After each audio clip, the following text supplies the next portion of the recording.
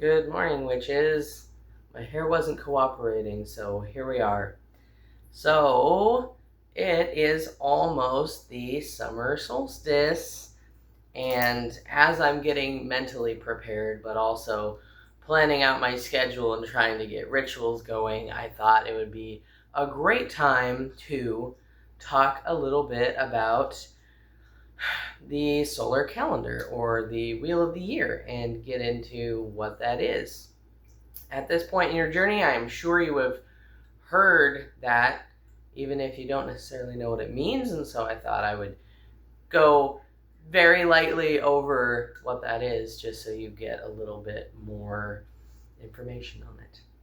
So, the summer solstice, the holiday that we have coming up, is Litha. Um, though I just call it solstice, and I think a lot of people do, a lot of practitioners, but there are two of them, right? So when the sun is at its highest peak in summer, and then again when the nights are longest and the days are shortest in winter. So those are the two solstice days. So it is almost Litha, which is summer solstice, on the 20th or the 21st of June. And this is a very personal holiday for me because I work with Apollo, who is a sun god, and the sun being at its highest is a really powerful time for that. So this is commonly known as the Wheel of the Year, even though I do want to go ahead and preface that these are solar holidays that have been more or less celebrated by cultures across the world, okay? And it's not just central to Celtic mythology, or we're going to dip a little bit into the druidic stuff, which is really cool. And honestly, if I'm going to have something to work towards in my future, I don't know, being a druid sounds pretty dope.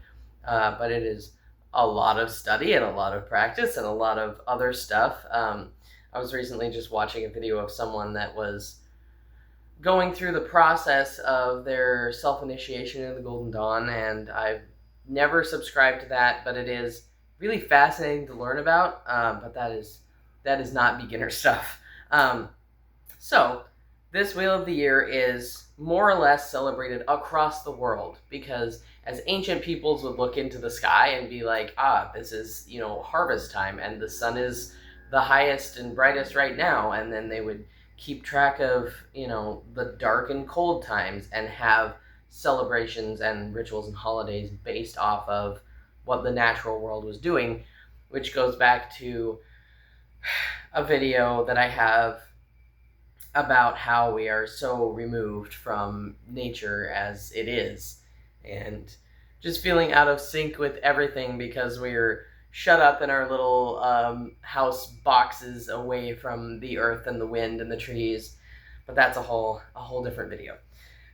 So this is most commonly called the Wheel of the Year, and I believe that was popularized by Wicca. Now, unfortunately, I really don't have anything good to say about Wicca, so if you have a problem with that, I do have good reasons. But when you're starting out, people confuse Wicca and witchcraft, and that there's a whole different secular thing about witchcraft, and that's more stuff for later. But Wicca started in the technically, I think 54 or something when Gerald Gardner published the book. But there was stuff that was the same vein happening in 1948. There was somebody that published a book about these solar holidays, but they were going off of Ogham and the druidic tree cycle, and people now are like, wow, this is really messed up. This is not right. So basically, if you've heard of the Wheel of the Year mentioned like that, it is because of this popularization when the book came out, and it became this whole new wave of, misinformation and everything. Because Wicca basically takes, including closed practices, takes practices from all over the world and smashes it together and says, hey, this is a brand new thing. Not to mention, it's very Dianic in its approach of, witches are women, and it's womb centric and women, and which is fine and that's great, but that's not the case either.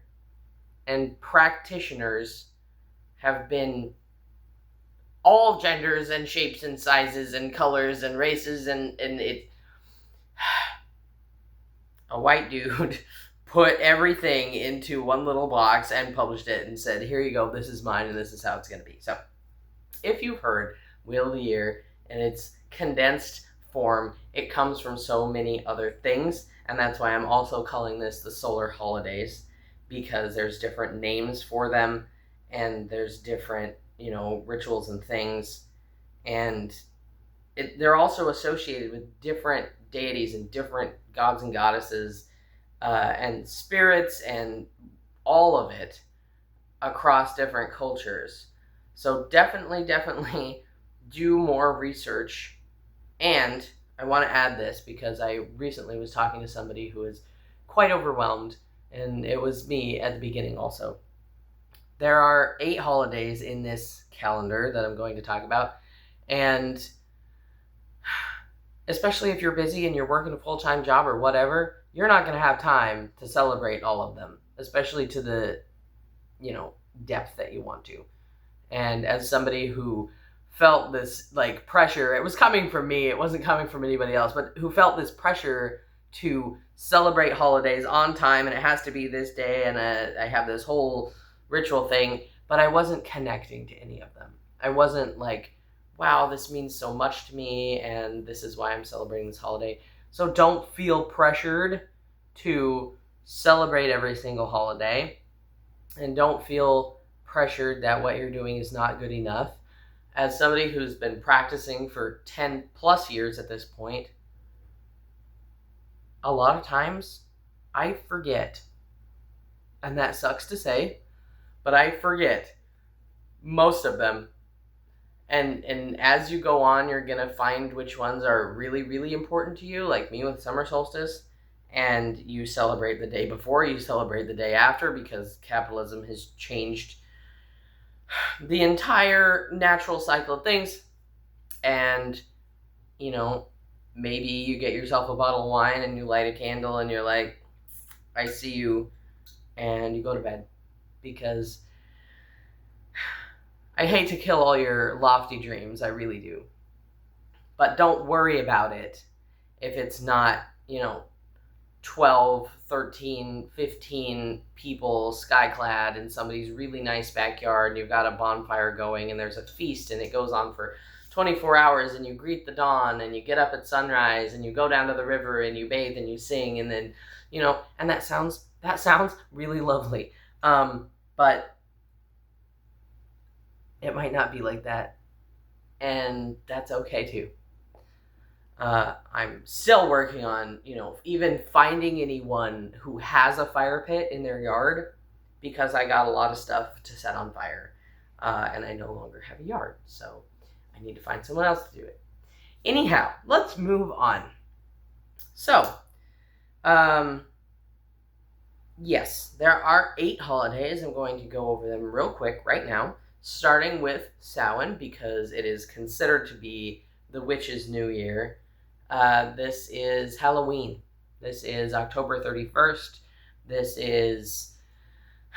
We can separate them into kind of different phases.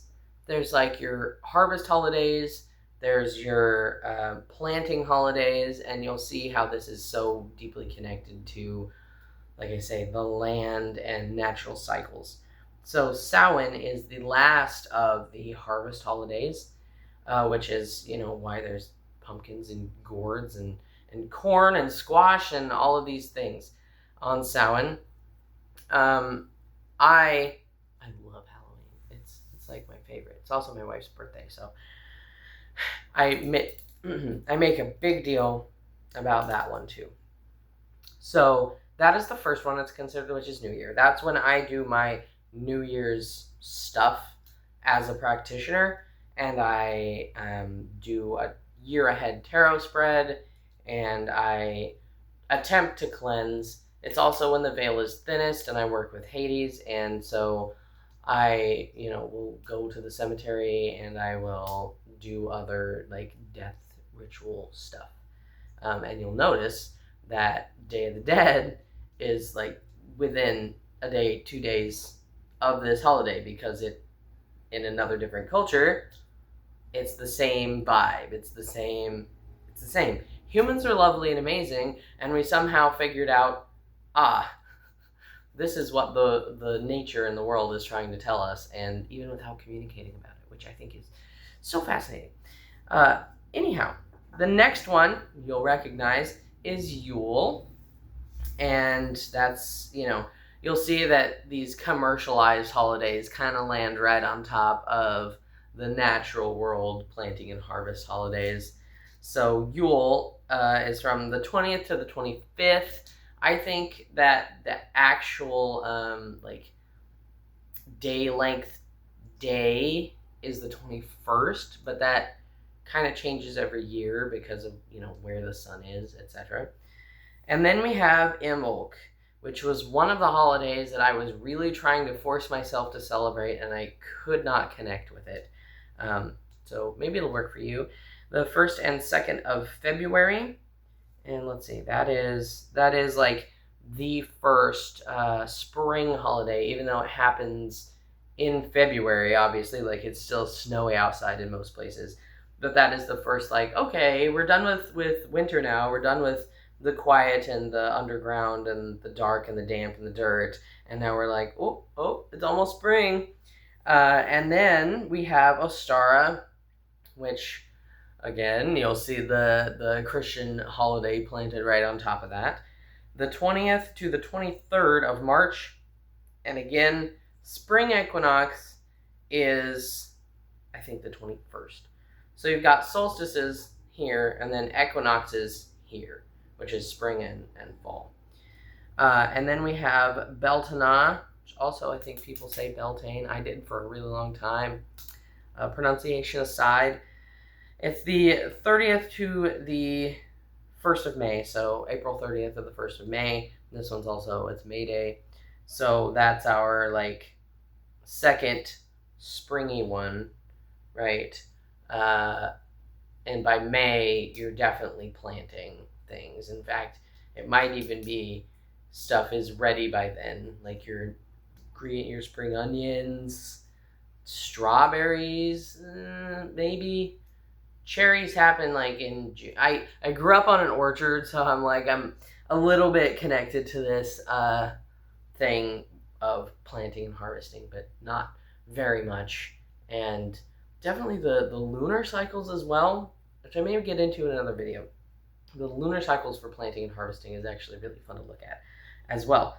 Okay, and then Litha, summer solstice, 20th to the 22nd of June. Again, this varies year to year at when exactly the sun is at its highest and then sets, and it's usually on the 21st. I'm working on the 21st, so I think I'm going to celebrate it on the 20th.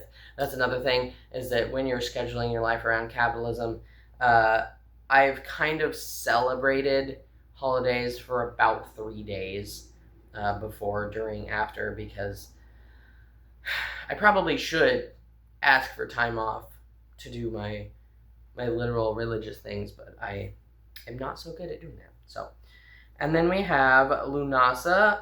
I'm going to do a little side note here.